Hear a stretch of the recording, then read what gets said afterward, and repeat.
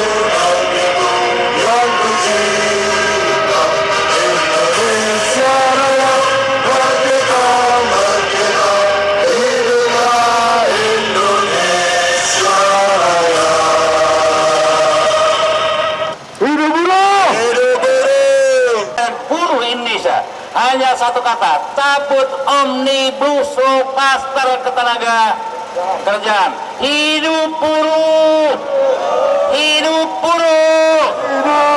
Assalamualaikum warahmatullahi wabarakatuh. Presiden mau absen sekarang. Mana Tangerang? Mana Tangerang? Mana Bekasi? Waduh, Bekasi, DKI Jakarta, Karawang, lagi gitu. Mana lagi? Oh, mana Kabupaten Bogor, Sukabumi, masih macet. Mana Depok? Kawan-kawan semua, hari ini dua komunitas buruh terbesar, KSPSI dan KSPI, menunjukkan sikap. Kita akan terus melanjutkan perlawanan terhadap Omnibus Law. Siap berjuang? Yang mau berjuang angkat tangan. Yang mau berjuang angkat tangan. Yang mau berjuang, yang mau bergerak, semuanya teriak, hidup buruh! Hidup buruh! Masih kuat, masih kuat. Kawan-kawan semua, kita mengambil risiko bersama-sama. Dua presiden siap memimpin di garis terdepan.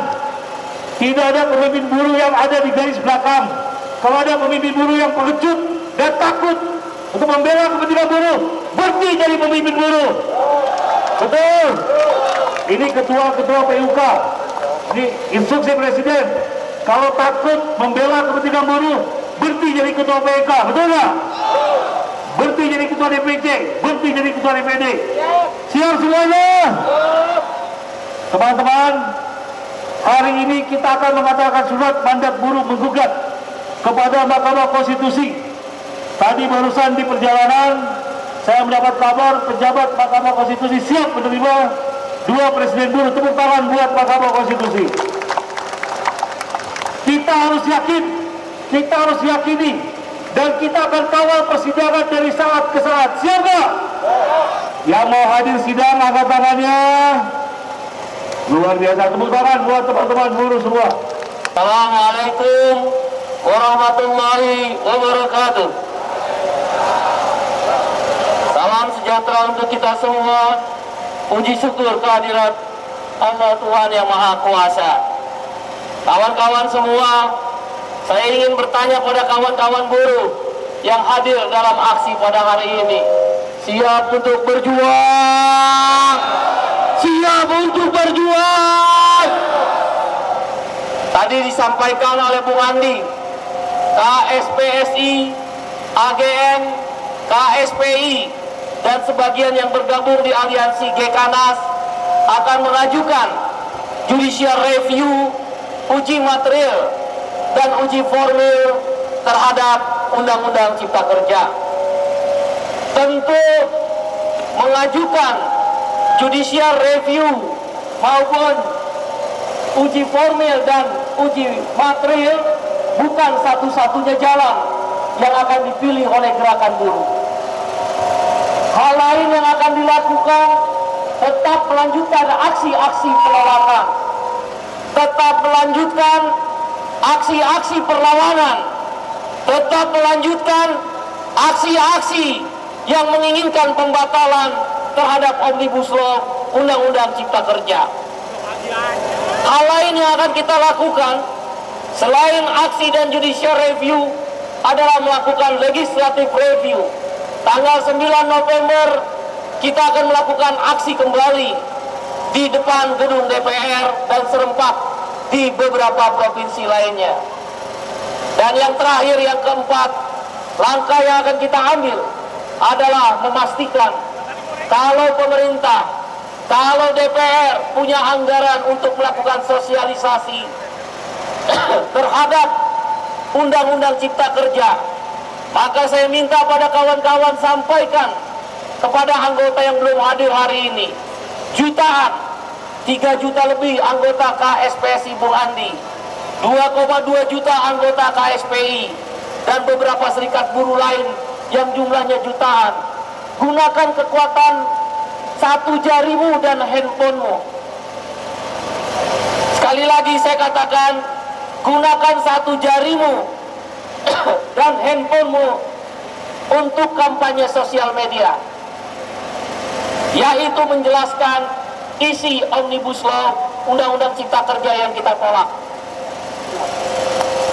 Isu yang pertama adalah meminta Mahkamah Konstitusi, dan tentu kita memohon pada Presiden Republik Indonesia untuk membatalkan atau mencabut Omnibus Law Undang-Undang Cipta Kerja, nomor 1. Nomor 2, kita minta pemerintah menaikkan upah minimum 2021. Ini peringatan yang sangat keras dari kawan-kawan serikat buruh kepada pemerintah dan lembaga lainnya, yaitu bila mana, saya katakan sekali lagi, bila mana pemerintah tetap tidak menaikkan upah minimum para gubernur secara mayoritas di tahun 2021 dan tidak membatalkan Omnibus Law Undang-Undang Cipta Kerja, saya ingin menyampaikan dengan sekeras-kerasnya pada Anda yang hadir dan mungkin melalui siaran langsung sosial media atau melalui kawan-kawan media yang hadir online, cetak maupun elektronik. Saya ingin menyerukan dengan sekeras-kerasnya, mogok kerja nasional akan kita lakukan di seluruh Indonesia. Saya ngomong datar, tapi nanti efek atau akibat yang dilakukan mogok kerja nasional itu akan melumpuhkan stok produksi. Bung Iqbal, boleh nggak? Boleh, gampang, sederhana. Setelah ini, setelah melihat perkembangan, andaikan semua lembaga-lembaga yang kita harapkan bisa membatalkan atau mencabut baik seluruhnya atau sebagian dari Undang-Undang Omnibus Law, khususnya pasal-pasal kontroversial, tidak dilakukan untuk mencabut atau membatalkan tersebut, kami akan mengeluarkan instruksi resmi, nggak main-main, nggak sembunyi-sembunyi, nggak pakai takut-takut kalau kata Bung Andi tadi. Resmi kita akan keluarkan, meminta 2 minggu kawan-kawan di tingkat pabrik, anggota KSPSI, pabriknya ribuan, mungkin di seluruh Indonesia lebih dari 5.000 pabrik.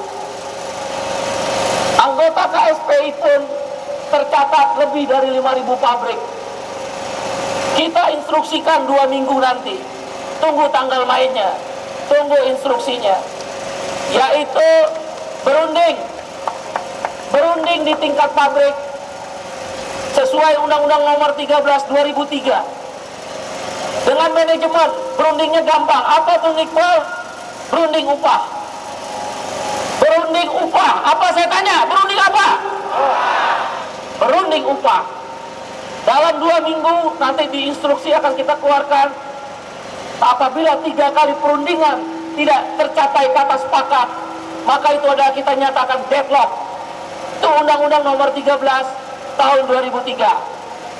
Kalau dia deadlock, maka instruksi kedua akan keluar, meminta seluruh PUK, saya ulangi, meminta seluruh PUK di seluruh Indonesia, di tingkat-tingkat pabrik, serikat-serikat pekerja di seluruh Indonesia, resmi akan dikeluarkan instruksi meminta seluruh PUK, pimpinan-pimpinan serikat pekerja di tingkat perusahaan membuat surat pemberitahuan mogok kerja secara serempak di seluruh wilayah Republik Indonesia. Anda bisa bayangkan, bila mana 10.000 perusahaan, kurang lebih 10.000 perusahaan saja dari ratusan ribu perusahaan yang ada di Republik ini. Kalau rata-rata perusahaan kita ambil, nggak usah terlalu banyak, rata-rata adalah 200 orang, maka akan ada 2 juta buruh yang akan melakukan pemogokan yang disebut mogok kerja secara nasional, dan akan melumpuhkan produksi-produksi di pabrik-pabrik, di perusahaan-perusahaan, dan di tempat-tempat kerja, berhenti bekerja, menyuarakan dengan keras bahwa buruh tidak setuju dengan Omnibus Law Undang-Undang Kerja dan kenaikan upah minimum 2021 harus ada. Rebut kembali, tidak ada kekuasaan modal terhadap negeri ini dengan semena-mena. Rebut kembali keberanian kaum buruh untuk melakukan perlawanan terhadap hak-hak yang telah dirampas oleh kekuatan modal. Oleh karena itu saudara, saya mau tanya sekali lagi, siap untuk berjuang? Mogok kerja nasional adalah pasopati daripada Raden Arjuna ketika menghadapi perlawanan terakhir. Dia adalah senjata konta dari Adipati Karna ketika menghadapi Kurusetra Bharatayuda. 2 senjata sakti itu akan dikeluarkan oleh kaum buruh secara konstitusional, secara aturan-aturan yang berlaku di Republik ini. Apa namanya? Mogok kerja! Mogok kerja!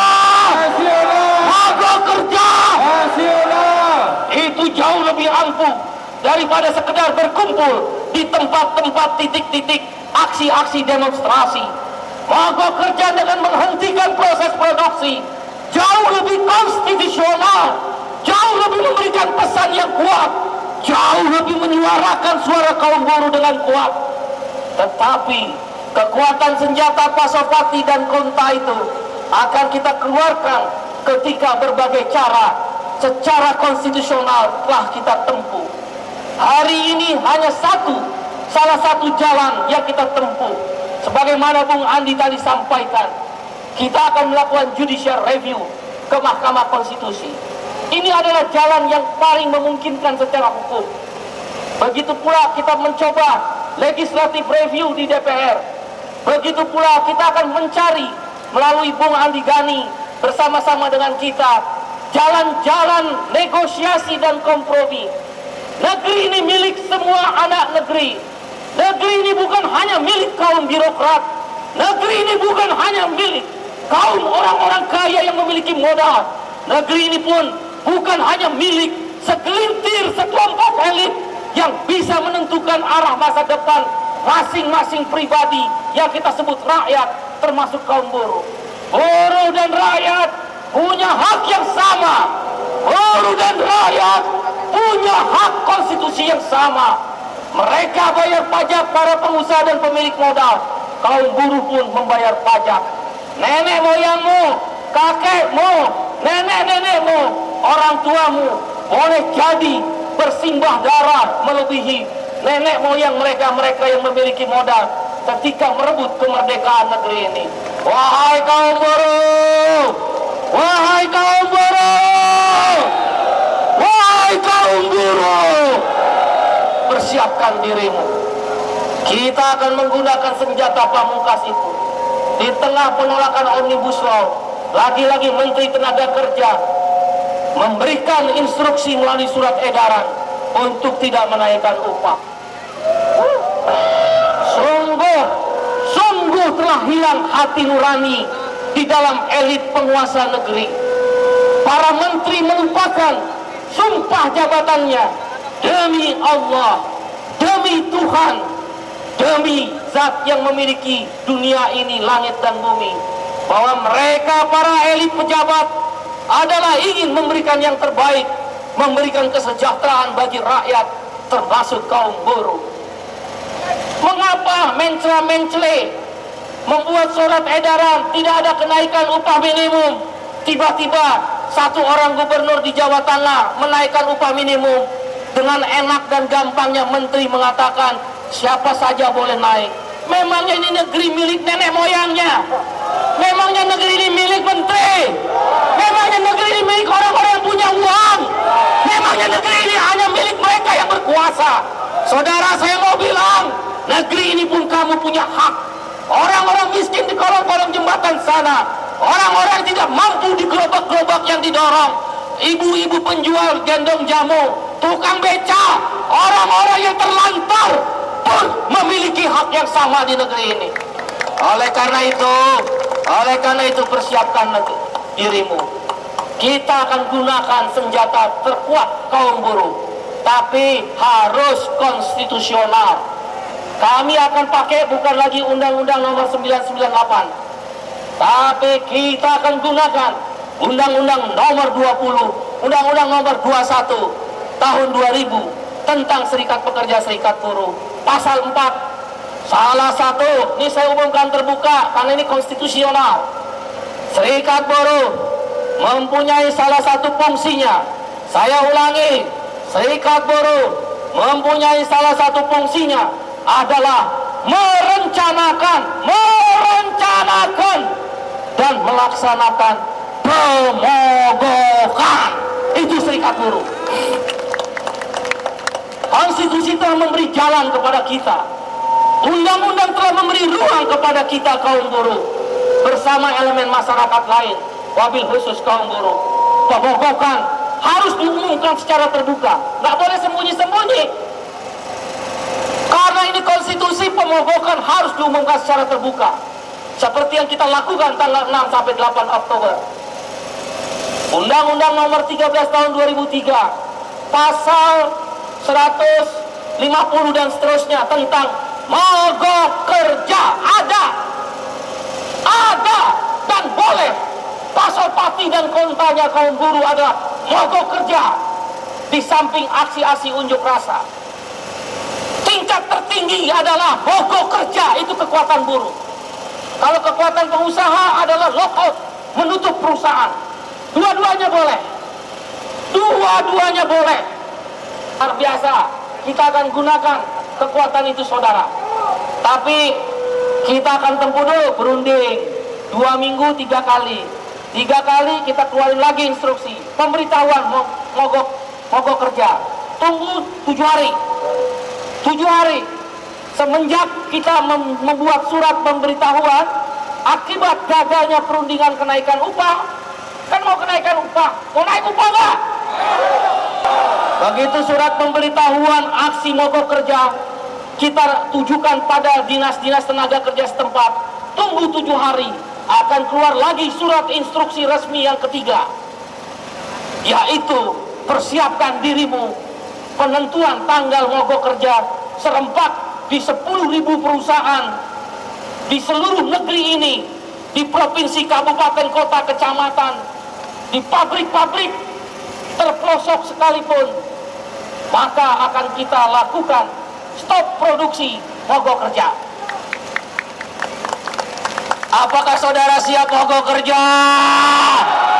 Siap mogok kerja? Kalau siap, persiapkan dirimu.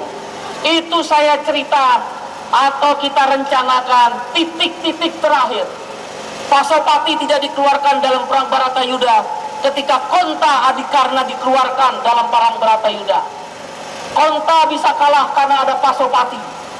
Maka kita menunggu titik-titik terakhir, kita akan ambil langkah itu. Bila mana jalan-jalan kompromi dan negosiasi tidak didengar, jalan-jalan hukum konstitusional melalui judicial review dan legislative review tidak didengar, jalan-jalan menyuarakan aspirasi-aspirasi melalui unjuk rasa aliansi-aliansi daerah tidak didengar, jalan-jalan menunggu keputusan MK juga tidak didengar, maka disitulah kita akan putuskan nanti senjata yang terakhir.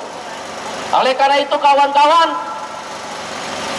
saya ingin mengingatkan, lakukan aksi unjuk rasa hari ini, tanggal 9, tanggal 10 November nanti, dan hari-hari ke depan. Kita menganut prinsip non-violence, anti kekerasan. Gak boleh rusuh, gak boleh anarkis, gak boleh merusak, gak boleh menghina orang, gak boleh menghujat. Saya mau tanya, siapkah aksi damai tertib? Ya, non-violence, anti kekerasan. Tidak boleh ada sesuatu yang merugikan orang lain. Cari simpati masyarakat, cari simpati rakyat, ajak bergabung mereka untuk mendoakan, bersama-sama aktif dalam aksi-aksi untuk kebaikan semua orang dan masyarakat. Kalau ada Omnibus Law, karyawan kontrak seumur hidup, itu bukan hoax. Outsourcing seumur hidup, itu bukan hoax. Capek-capek nanti kamu nyekolahin anak kamu yang sekarang lulus D3, langsung masuk outsourcing seumur hidup, langsung karyawan kontrak seumur hidup, upah murah karena UMK bersyarat, UMSK dihilangkan, pesangon dikurangin, udah PHK muda, pesangon dikurangi. Oleh karena itu saya mau tanya sekali lagi, siap berjuang? Kalaulah melalui kawan-kawan media yang ada, mudah-mudahan didengar oleh pemerintah, hakim Mahkamah Konstitusi dan DPR. Kalaulah tadi saya mewakili kaum buruh, menyatakan secara terbuka untuk melakukan mogok kerja secara serempak di tingkat nasional dan daerah-daerah, itu adalah hak konstitusional. Tapi tolong dicatat, jangan bikin judulnya buruh siap mogok nasional. Jangan begitu, mogok kerja nasional. Kami mempertimbangkan hak konstitusional itu setelah sebelumnya melakukan langkah-langkah yang konstitusional juga, karena itu adalah hak konstitusi. Terima kasih, selamat berjuang, dan nanti kalau kita sudah selesai aksi, pulanglah kembali sesuai arahan dari aparat keamanan. Jangan membuat keributan dan kerusuhan. Siap aksi tertib? Siap aksi anti kekerasan? Wassalamualaikum warahmatullahi wabarakatuh.